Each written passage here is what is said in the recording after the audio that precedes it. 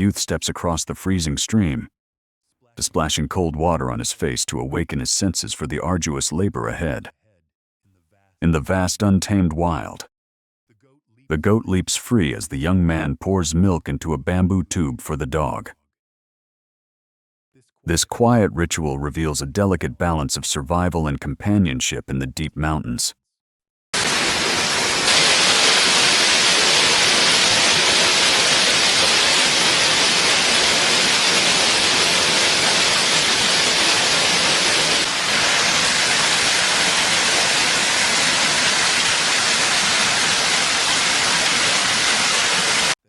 The heavy timber transport begins in earnest.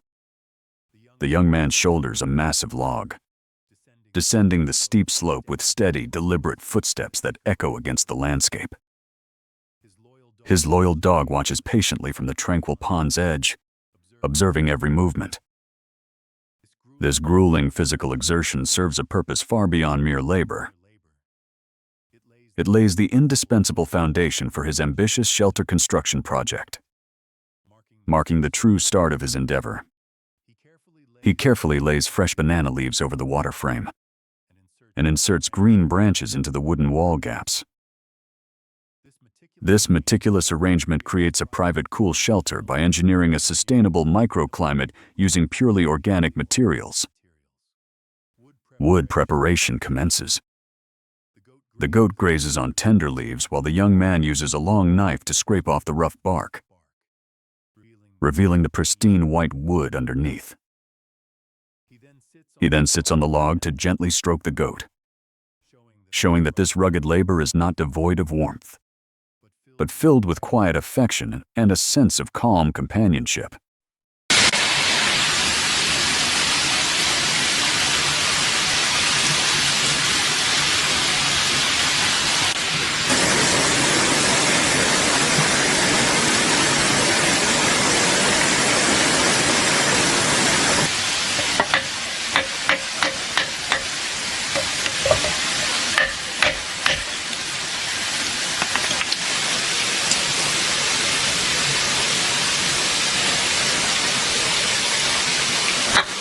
With steady, powerful strikes, the young man shapes a perfect rectangular groove into the timber.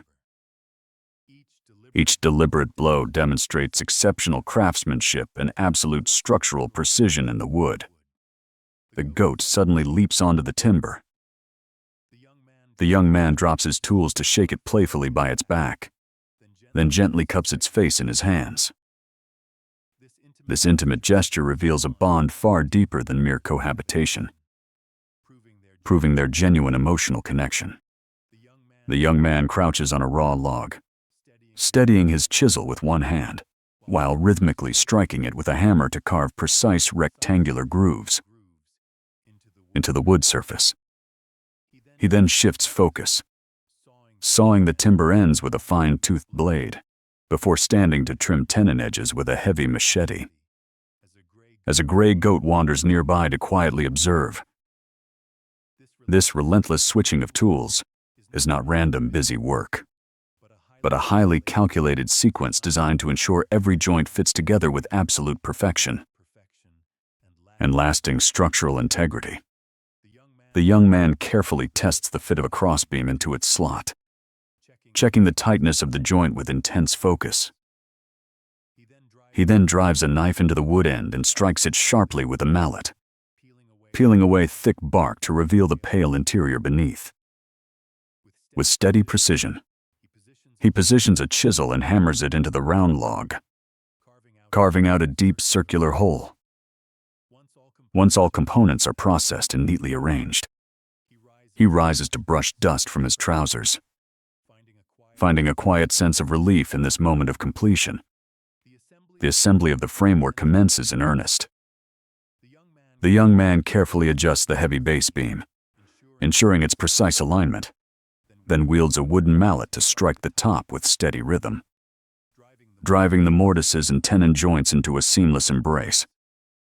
As fine wood dust trembles loose from the tight fit, it reveals that this labor is not merely joining separate pieces, but locking the entire structure into a rigid, unyielding entity that will stand firm against time. Wedge reinforcement begins. He drills precise holes into the sturdy pillars and drives slender wooden wedges deep inside, striking from various angles to lock the entire fence framework at its maximum structural strength. This traditional technique is not a primitive compromise, but a brilliant engineering solution that ensures lasting durability far beyond what modern iron nails can offer. The young man grips the wooden plane, pushing it across the rough beam. White shavings curl out like scrolls, revealing silky smoothness. He shifts stance, following the grain with broader strokes that display coordinated force. Then he carries thick boards, placing them onto the leveled frame, while a spotted puppy trots across the floor. Standing beside the long table, he begins calibration. The heavy silhouette of the table stands clear, exuding substantial quality. The young man executes the final polishing with deliberate precision and care. He uses a sharp machete to carefully shave off the excess length of wooden wedges, creating clean and perfectly flat cuts. Then he pushes the plane across the large table surface in long, steady strokes, making the wood color deepen significantly over time. The flying white shavings show this is not just simple finishing work, but revealing the true natural texture and beauty of the timber beneath. He inserts fine wooden pins into micro holes, gently tapping them to complete the table's final assembly. Outside the thatched roof cabin, a gray goat grazes by the stream, marking not just the end of labor, but the quiet birth of a new sanctuary. The process of hollowing a mortar begins in earnest. The young man lifts a heavy log section and strikes its center with a raised wooden mallet to create the initial cavity. He then uses a curved scraper to carefully smooth the rough inner edges. Finally, he spins a spiral drill bit deep into the wood core, removing long shavings. This meticulous hollowing process is not just removing material, but sculpting a vital tool for daily use in this remote and quiet setting.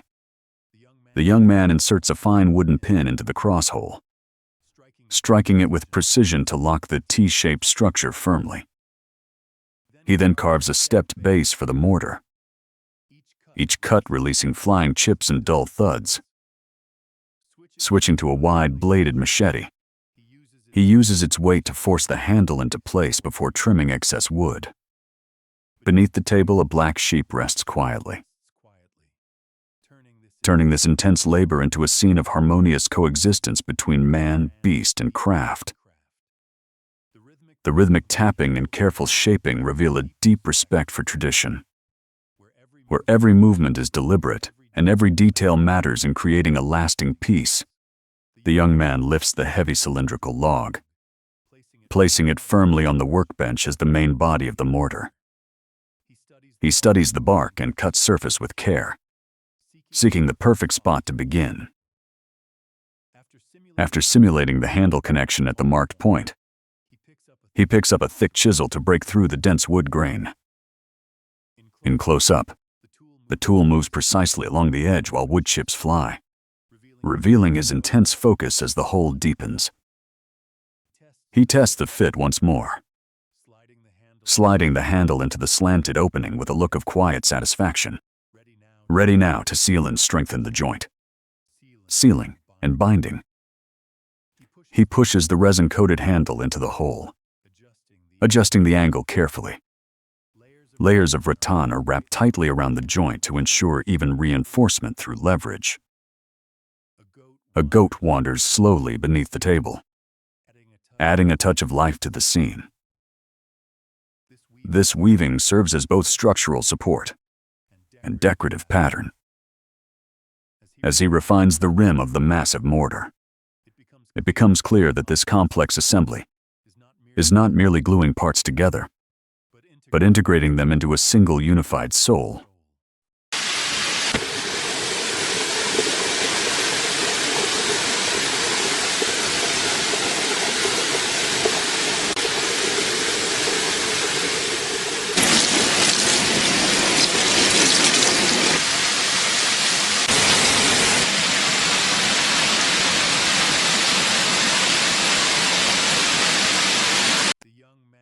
young man shoulders a massive bamboo basket.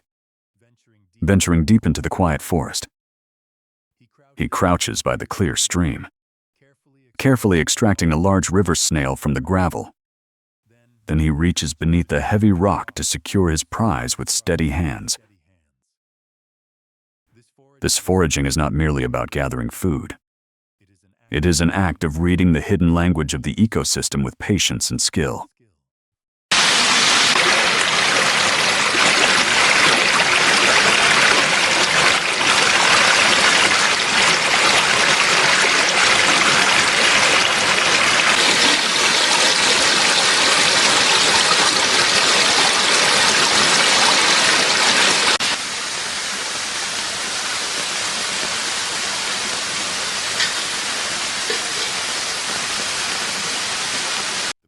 The preparation begins.